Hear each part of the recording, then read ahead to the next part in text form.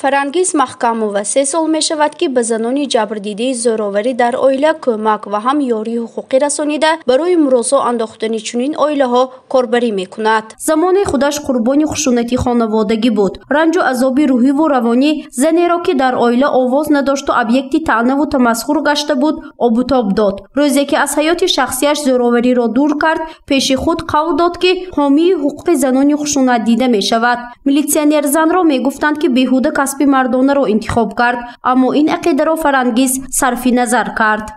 Вазифае ки ман интихоб кардам, вазифае ки ба ман таъин гардидам ба ин вазифа ба ман албатта маъқул аст. Ман намедонистам ки ин чӣ хел вазифа аст, масалан ман чӣ кор бояд кунам.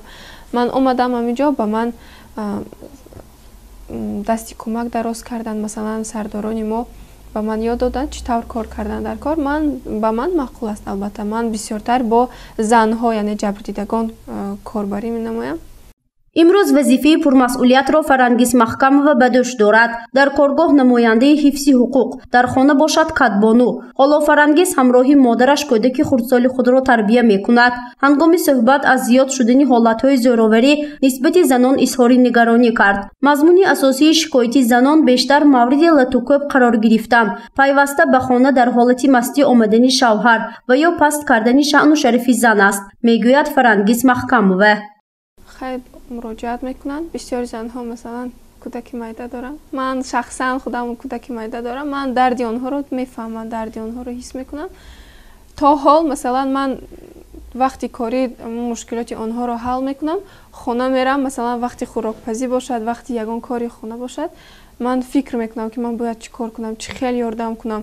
То ҳадди имкон ман ба онҳо ёрдам мекунам. Яъне кӯмаки ҳуқуқи худро мерасонам.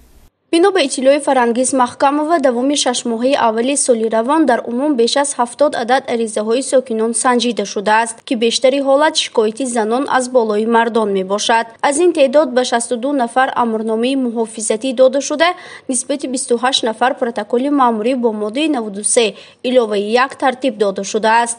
Таъкид гардид ки ҳоло дар шаҳри Хуҷанд 45 оилаи ноустувор ба қайд гирифта шудааст, ки давоми 6 моҳи охир 15 оила аз қайд бароварда шуда, бо боқӣ мондаҳо ҳоло корбарӣ идома дорад. Дар ҳамин ҳол равоншинос Раъно Ҳоҷибоева мегӯяд ки ин амалҳо ба фазои оила ва тарбияи кӯдакон таъсири ҷиддӣ мерасонад, зеро зӯроварӣ ва хушунат нисбати занон нобаробарии гендерӣ ба ҳолати равонии шахс бетаъсир намемонад.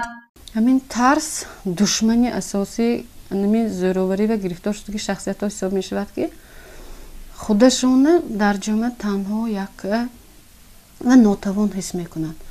аз тарафи дигар психологияи зӯровара бинед ки ман зӯр, ман вай, аз ман вобаста, ҳамин шахсияти нафари зӯровар ба таъсир карда истода, худашон гӯё осмони ҳафтумба ҳис мекунанд.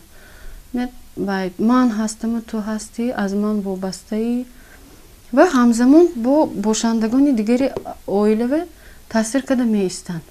чаро нисбати зан зӯроварӣ мешавад? оё бо ин восита муноқиша ва мушкилоти оила ҳалли худро меёбад?